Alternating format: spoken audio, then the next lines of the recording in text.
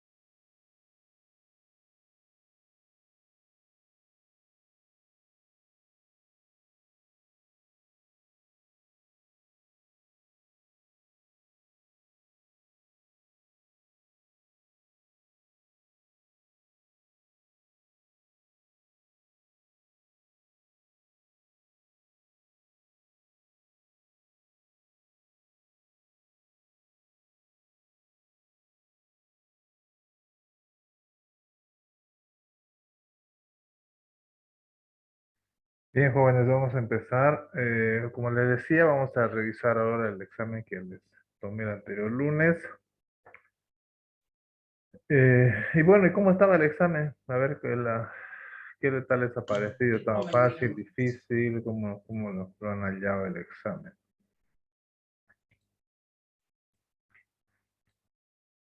Quiero escuchar sus comentarios.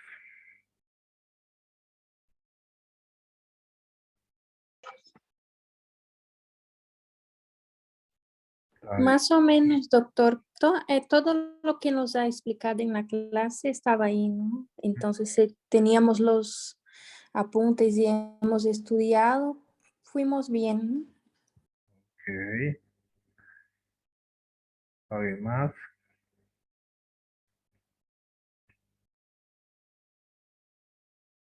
A mí me faltó tiempo, doctor. Más o menos hice Tiempo, porque ya. a mí lo que pasa es que a mí me cuesta razonar, o sea, tengo que leer y releer y después, después de tarde ya dije, no era esa la respuesta, pero ya se fue ya el examen, así que no pude ni, ni cambiar. Ya, vamos a tomar en cuenta para la siguiente evaluación, entonces. Un poquito de más tiempo, ¿no? Sí, doctor. ¿no? Está bien. Ya es de la tecnología traiciona, ¿no?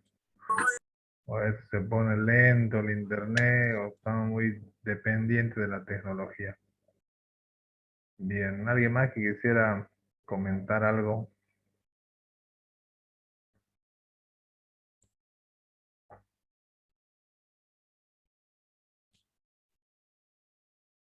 Nadie. Pues en general están bien, ¿no? Mira, la puntuación más alta oscila entre 30 y 40, ¿no?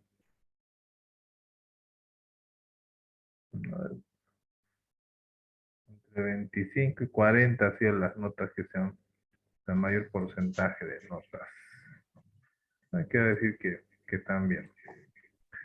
Hay buena aceptación. Bien, vamos a revisar entonces las preguntas. A ver, desearía leer la primera pregunta.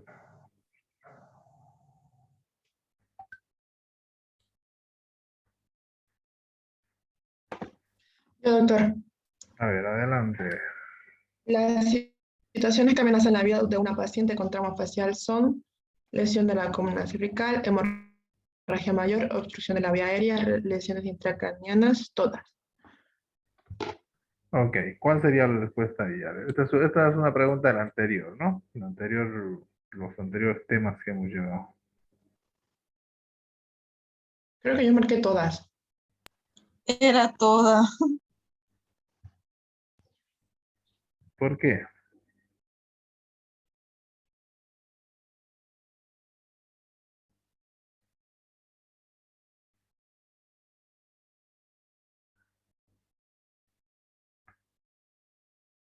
Vamos analizando un poquito la... Siguen entrando sus compañeros. Bueno, vamos a analizar las preguntas. Entonces, paciente con trauma facial le decía que nunca viene solo, ¿no? Siempre se acompaña de un trauma cráneoencefálico, ¿no? Un trauma de extremidades, ¿no? O trauma de tórax, ¿no? Nunca le decía bien aislado, ¿no? Puede ser alguna vez, ¿no? Pero generalmente bien aislado, viene acompañada de otros tipos de traumas, ¿no? Paciente politraumatizado, ¿no? Le decía que hay situaciones que obviamente amenazan la vida del paciente, ¿no? Ponen en peligro la vida del paciente. Una de ellas es la lesión de la columna cervical, ¿no? Un paro puede dar una alteración a nivel del músculo principal respiratorio, que es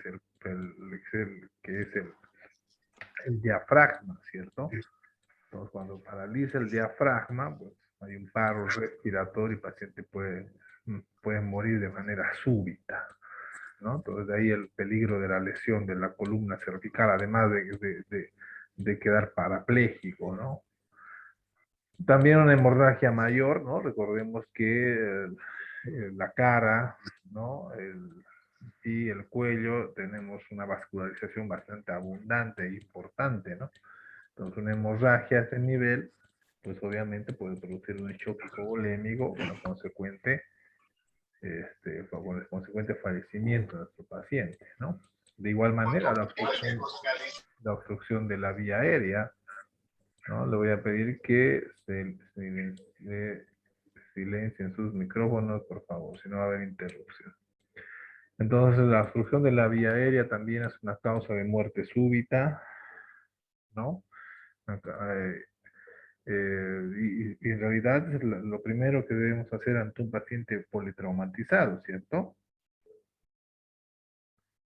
¿No? Entonces, asegurar la vía aérea, ¿cierto? Despejar, ver que no obstruya nada, ¿no? De esa manera garantizamos una buena ventilación de nuestro paciente también, ¿cierto?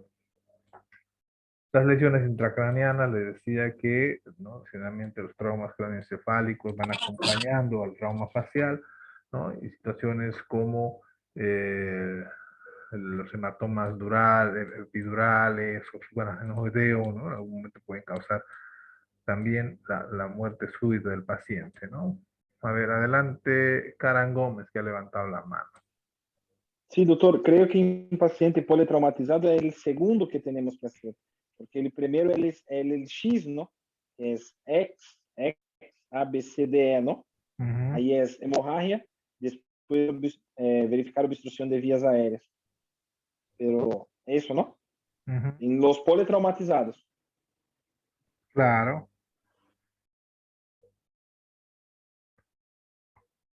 Claro, principalmente las hemorragias, dice usted, ¿cierto? La segunda opción, ¿me dice? No.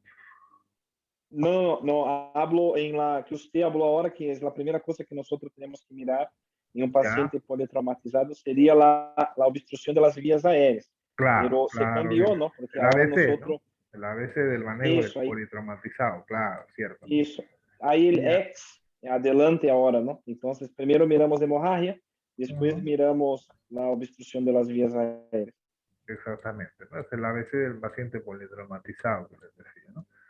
Bueno, entonces como ven Eso acá, es. la respuesta es todas prácticamente, ¿no? Todas en algún porcentaje, en un grado, amenazan la vida del paciente, ¿cierto?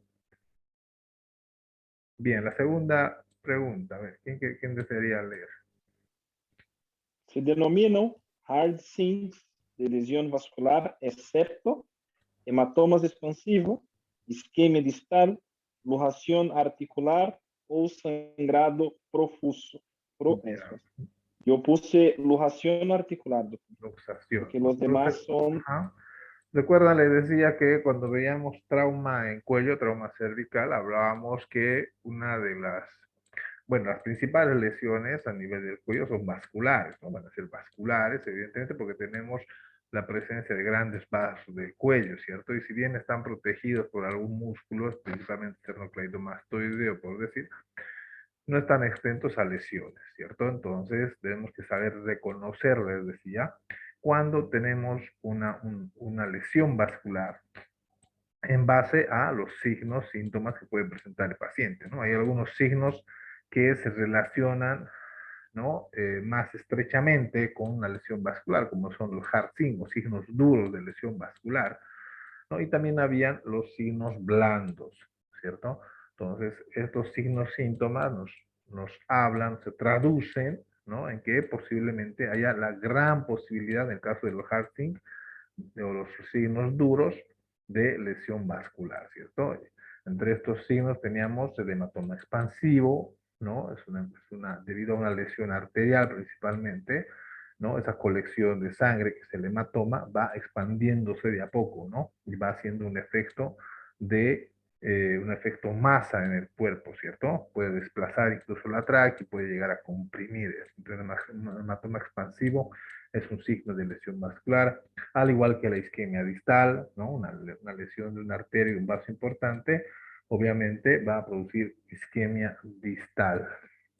Al igual que el sangrado profuso, ¿no? El sangrado latente, ¿no? Propio de una lesión arterial o venosa, principalmente arterial, ¿no? Y la que no encaja en esta es la luxación articular, que si bien es un signo de lesión vascular, pero es un signo blando, ¿cierto? Es un signo que en menor proporción, ¿no? Se relaciona con una lesión vascular, ¿no? Entonces, ahí el excepto es luxación articular, ¿no? ¿Sí? ¿Se entiende? ¿Correcto? sí, doctor, sí entiendo. Bien. Entonces, seguimos. A ver, la tercera pregunta, ¿quién desearía leer?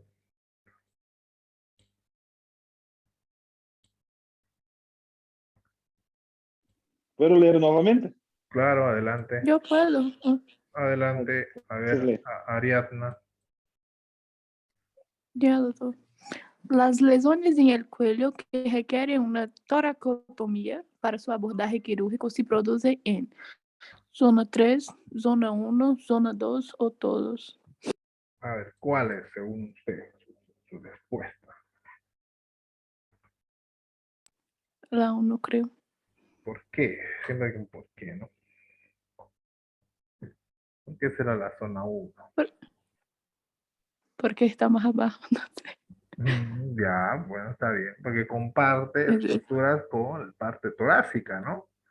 Les decía, Sí, ¿cuál es el límite de la zona 1? A ver, recordemos. ¿Cuáles son los límites de la zona 1, 2 y 3? Rápidamente.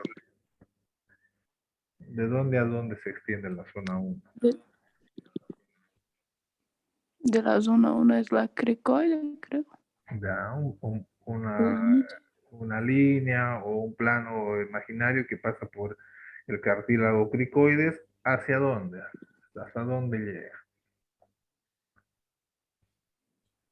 Hacia la tráquea, pero no sé hasta qué parte. No, Hasta Abajo de la clavícula. el Hasta manubrio. ali, a la altura El de hasta ali. manubrio. ¿Mm? ¿Hasta dónde? Manubrio. Del manubrio hasta la horquilla external en realidad, ¿no? Les decía que esa es la zona 1, ese es Ya. ahí dice, delimita la zona 1 y como ustedes ven, forman parte pues de la zona 1 estructuras que están en tórax, ¿cierto? Los campos pulmonares, es decir, los ápices pulmonares, ¿no? Forman parte de la zona 1, ¿no? Por eso que le decía yo en la clase, cuando hay lesiones, ¿no? Heridas ya sean por, cuando hay un trauma penetrante, ¿no? Es decir, una herida producida por un arma de fuego, ¿no? O arma blanca en la zona 1, ¿no? Entre el cricoides y la horquilla external, o en la región de las clavículas, supra o infraclavicular, muchas veces puede haber lesión, les decía, puede acompañarse de lesiones en los campos pulmonares, ¿no? Ya sea neumotórax o hemotórax, ¿no? Les decía. O les decía también que estas pueden ser de manera iatrogénica, ¿no? Cuando realizamos la colocación de una vía central, por ejemplo, por abordaje subclavio, es decir, por abordaje infraclavicular. Una complicación muy frecuente de este procedimiento, de la canalización de la vena subclavia, es justamente un neumotórax, ¿no? Y cuando se dan estas situaciones, pues tenemos que recurrir a una toracotomía, ¿no? Para poder, de alguna manera, ¿no? Reparar los daños, ¿cierto? ¿No? Entonces, cuando tenemos lesiones en la zona 1, probablemente, si hay compromiso de campos pulmonares, requeriramos hacer una toracotomía, ¿cierto?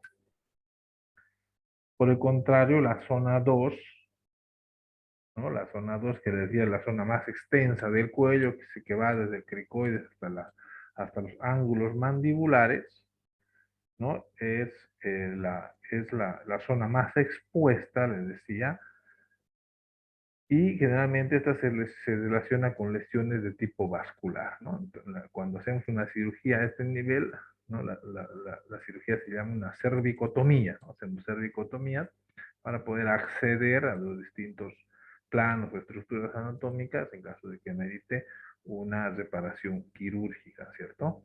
Y les hablaba de la zona 3, que es la zona menos expuesta, prácticamente está por detrás del maxilar inferior, ¿no? Les decía que es difícil de abordar, ¿no? Habría que desarticular el maxilar inferior, le decía, por lo tanto, generalmente son muy, muy raras las lesiones extendidas, ¿no? Generalmente le decía que la zona 2 es la zona más expuesta del cuello, ¿cierto? Entonces, aquí la respuesta obviamente sería la zona 1. ¿Ok? ¿Entendido? ¿Se entiende? Sí, ¿no? Sí, doctor. Bien. A ver, continuamos con la siguiente pregunta. ¿Quién desea leer? Ya. A ver, ¿quién? ¿Blasia? Ya. A ver, Blasia.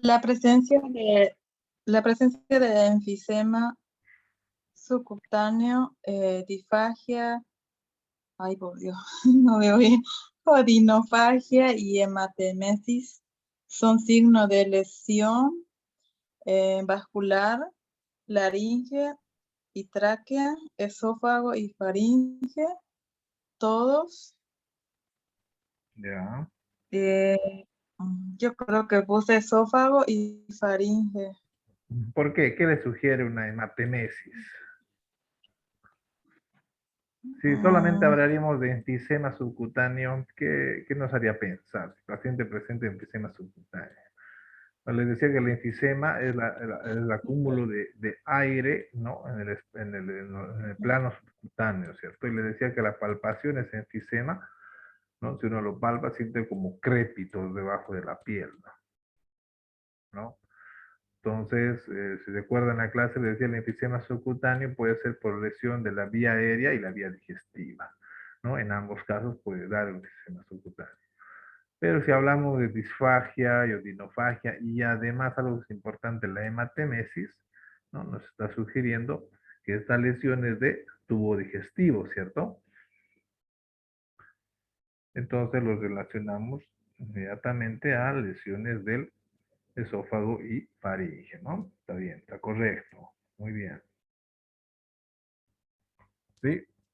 Sencillo, ¿no? Todo lo que hemos hablado en clase. ¿Sí? ¿Correcto? Sí, doctor. Sí, sí, sí. A ver, siguiente pregunta. A ver, para que participen todos. A ver, está con nosotros Helen Lima. Helen Lima. Sí, doctor. A ver, adelante, lea la siguiente pregunta.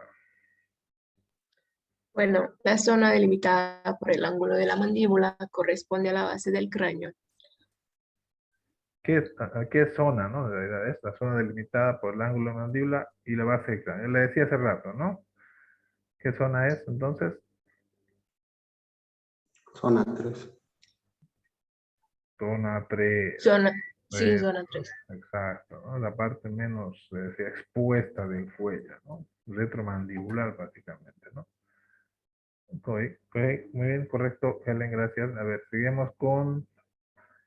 A ver, ¿a quién le vamos a pedir? Lizzy Herba, ¿se encuentra?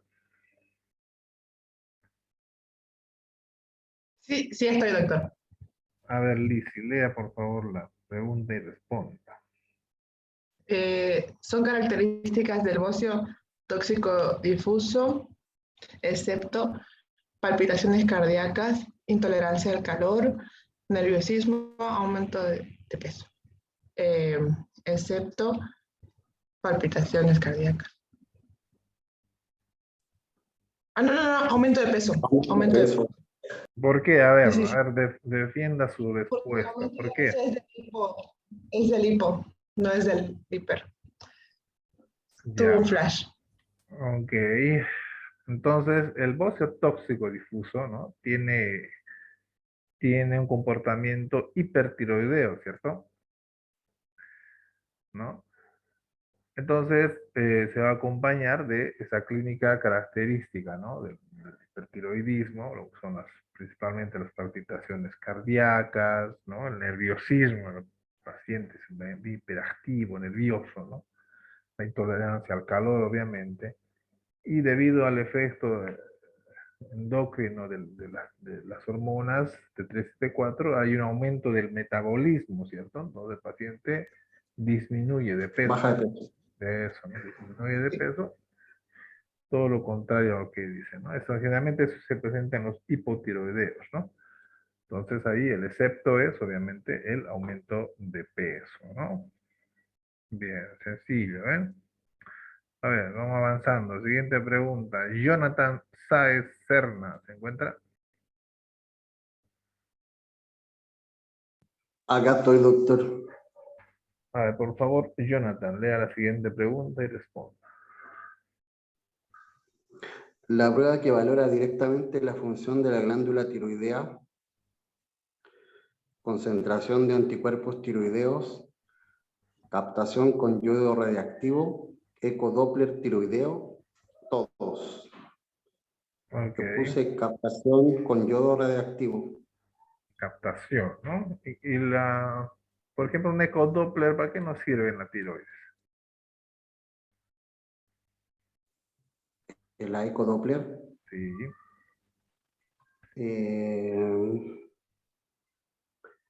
Puede ser por si hay un agrandamiento, no estoy seguro.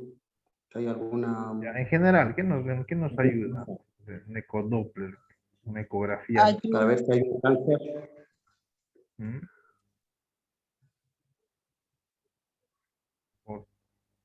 ¿Cuándo pedimos un ecodoppler? ¿Para qué pedimos? ¿Está preguntando general o solamente para Es para ver todos, también, doctor, para todos, cuando hay todos pueden sangrado. participar. Cuando Hipervascularización, doctor, llena. hipervascularización. Eso, ¿no? Nosotros solicitamos Vasculariza- Doppler. Exactamente. Listo es. Hipervascularización. Muy bien. Ahora. Entonces, un ecodoppler primero nos va a mostrar la morfología, ¿no? Si hay un aumento de volumen, ¿no? Si hay alguna alteración en la estructura misma de la tiroides. Y el Doppler nos va a ayudar para valorar la vascularización, ¿no? Ya sea venosa o arterial, ¿cierto?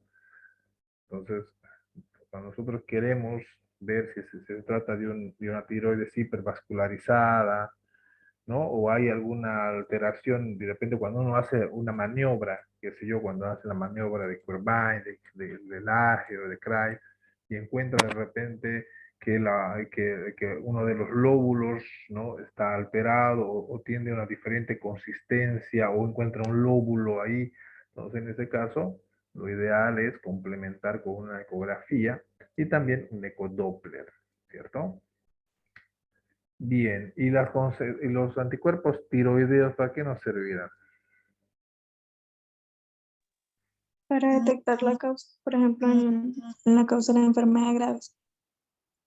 Exactamente, ¿no? Para, Por si hay una reacción autoinmunitaria. eso, ¿no? Para sobre todo marcar las enfermedades de tipo autoinmunes, ¿no? Y entonces la captación de yodo, como ven, nos ayuda a valorar la función, ¿no? La función de la glándula tiroidea, ¿en base a qué?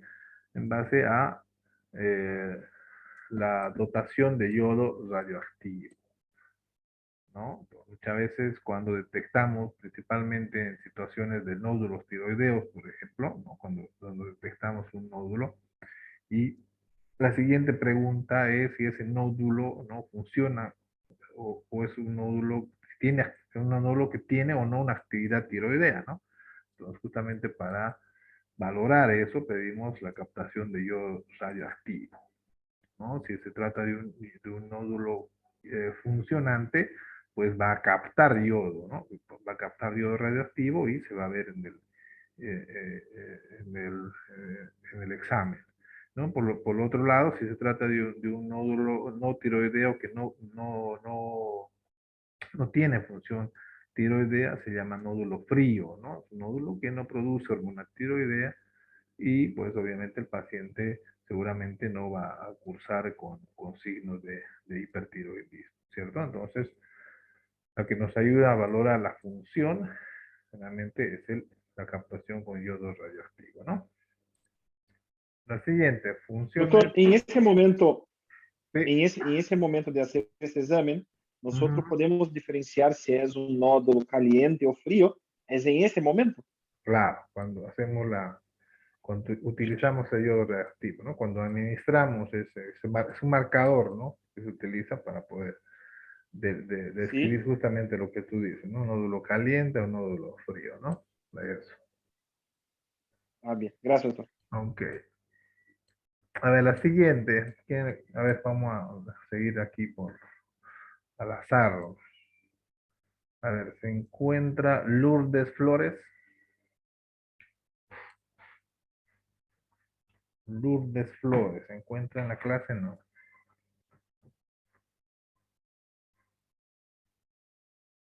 No hay Lourdes.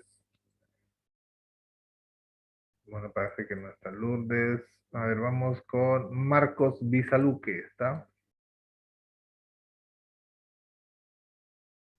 Sí, doctor Ortega. A ver, Marcos, por favor, lea la siguiente pregunta y denos su respuesta. Sus funciones de la TSH, excepto, yo la puse la estimulación de la liberación. Dice excepto, no. Yo la puse la estimulación del crecimiento y la derivación de las células tiroides. Sí, será. A ver, ¿quién tiene otra respuesta? Funciones de la TSH, excepto, dice, ¿no? O sea, todas son buenas, excepto una no es función de la hormona tiroestimulante, lo que es la TSH, ¿no? A ver, ¿qué dice su compañero? Yo puse disminuye la captación de yodo. Ya. A ver, ¿quién nos puede recordar cómo funciona el eje hipotálamo hipofisario tiroideo? A ver, sobre 2 puntos. A ver, ¿quién quiere ganarse 2 puntos? ¿Quién nos recuerda cómo funciona ese eje? Los 2 puntos sobre el examen. A ver, ¿quién es? Con una retroalimentación negativa. A partir de la primera se produce la TRH del hipotálamo hacia la hipófisis. La hipófisis libera la TSH hasta los receptores de la proteína acoplada en la tiroides, y esto estimula la liberación de T3 y T4. T3 y T4 pasa a nivel sistémico, es captado, no me acuerdo si es por el hipotálamo, creo que es por el hipotálamo, y actúa como un feedback negativo, parando esta producción cuando ya se encuentra en el torrente sanguíneo, creo. ¿Ya? ¿Quién habló? Ahmad, Raed Ahmad. Ya, a ver, vamos a ordenar. Está por ahí la cosa. Entonces tenemos el hipotálamo, la hipófisis y la tiroides, ¿cierto? El hipotálamo, ¿qué produce? Hormona liberadora. RH. Ya, y esto estimula ¿qué parte de la hipófisis? La adenohipófisis. La adenohipófisis, ¿cierto? Entonces, ¿eso produce qué, a su vez? TSH. Hormona tiroestimulante, ¿cierto? Y eso, ¿no? Entonces, una vez liberada la hormona tiroestimulante, ¿no? Va a producir ¿qué? Aumento de la producción de hormonas tiroideas, ¿no? Ya sea la triiodotironina, ¿no? O la T4, ¿cierto? Entonces, esto hace que la tiroides, ¿no? Capte yodo, porque es el precursor, ¿cierto? Capta yodo, estimula el crecimiento y diferenciación de las células tiroideas, porque a partir de ellas se va a producir, ¿no? La T3 y la T4, y a partir también de la tiroglobulina, ¿no? Que es la manera de... ¿Y la calcitonina igual, doctor? ¿Cuál? La calcitonina. La calcitonina es en la paratiroides, ¿cierto? Estamos hablando de la tiroides. Entonces, la tiroglobulina, que es la precursora de la T3 y T4, ¿no? Se va a estimular y va a liberar las hormonas, ¿no? Las hormonas que al final se vierten al torrente sanguíneo, y estas actúan a nivel de la hipófisis, ¿no? Regulando la producción de TSH, ¿no? Ahí es donde se da el famoso feedback negativo y positivo, ¿no? Ante una disminución de las hormonas T3 y T4, ¿no? Ante un feedback negativo, la TSH disminuye y aumenta la producción de T3 y T4, ¿no? Por el contrario, si estos están en demasía, en aumento, ¿no? Disminuyen la producción de TSH y así se va regulando, es un mecanismo regulador, ¿no? Muy bien, así lo ha explicado su compañero Ahmad Raed, ¿no? Sí, doctor. Ya, 2 puntos, se ganó sus 2 puntos, está bien. Entonces, ¿cuál sería la respuesta ahí, Ahmad? Sería disminuir la captación de yodo. Eso, ¿no? Por el contrario, ¿no? Estimula, ¿no? Muy bien. Entonces, excepto disminuye la captación de yodo, ¿no? Muy bien. La siguiente pregunta, bueno, es una regalada, ¿no? Le decía, las lesiones en tráquea, ¿cuándo hacemos sutura primaria? Recuerda que les hablaba del manejo quirúrgico, ¿no? De las lesiones, ya sea en tráquea, en esófago, ¿no? En tráquea sobre todo tenía que ver con las dimensiones de la herida, ¿no? En el esófago tiene que ver con el tiempo de evolución, les decía, ¿no? En esófago contamos mucho lo que es el tiempo de evolución, porque se trata del tubo digestivo, ¿no? Siempre está produciendo, ¿no? Algún tipo de ácido, así que esto puede llegar a contaminar la herida, entonces por eso se toma muy en cuenta el tiempo. En el caso de las lesiones de tráquea, les decía, tomamos en cuenta las dimensiones, ¿no? El tamaño, por decir. Y entonces las lesiones de tráquea en las que les realizamos la sutura primaria, ¿cuáles son? ¿Dentro de qué dimensión? De 2 a 3. 2 a 3 centímetros, ¿no? Ya estaba regalada, ¿cierto? Bien, la siguiente. A ver, Leslie Salas, ¿se encuentra?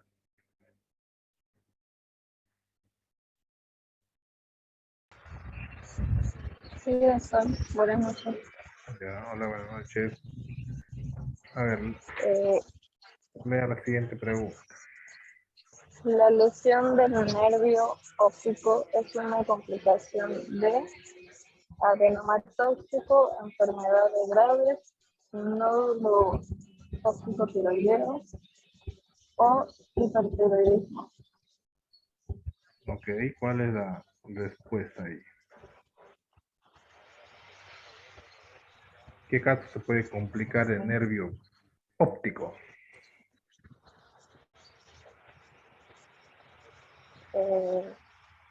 Yo puse nódulo tóxico tiroideo. Nódulo tóxico pero tiroideo. no ¿Por me qué? acuerdo. ¿Cuáles de esas enfermedades se acompaña con exoftalmos? Enfermedad. Enfermedad de Graves, ¿cierto?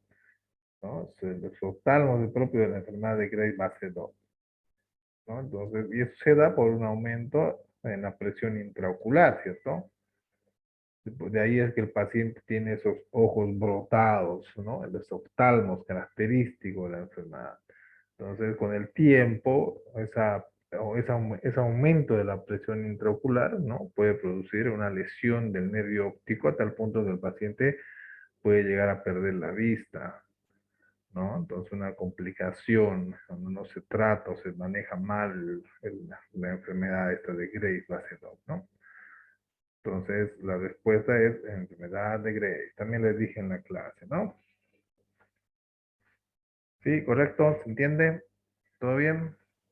Sí, doctor. Sí, Bien. doctor. Bien, ahí está la otra pregunta, ¿no? Los signos blandos de lesión vascular. Ya habíamos hablado de los signos duros. ¿Cuál de estos no es?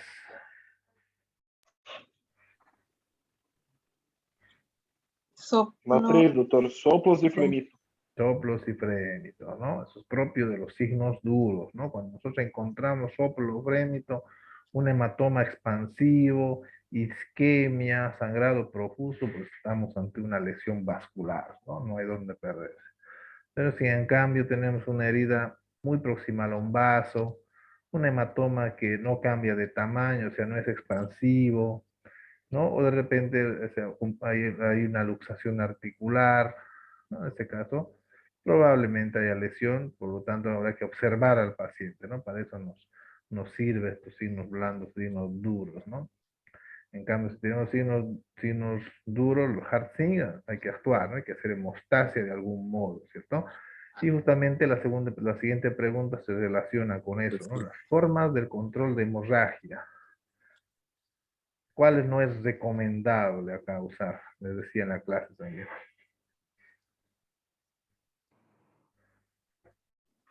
La última, doctor. Ligadura de vaso.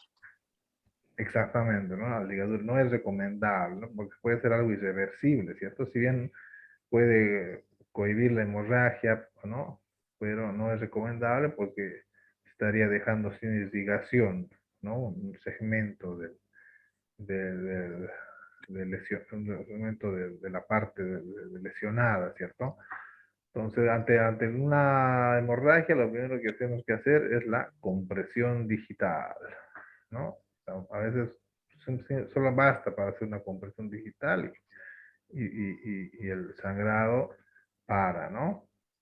Les decía que hoy día se han desarrollado apósitos o gases especiales, ¿no? Que también ayudan ahora a la hemorragia.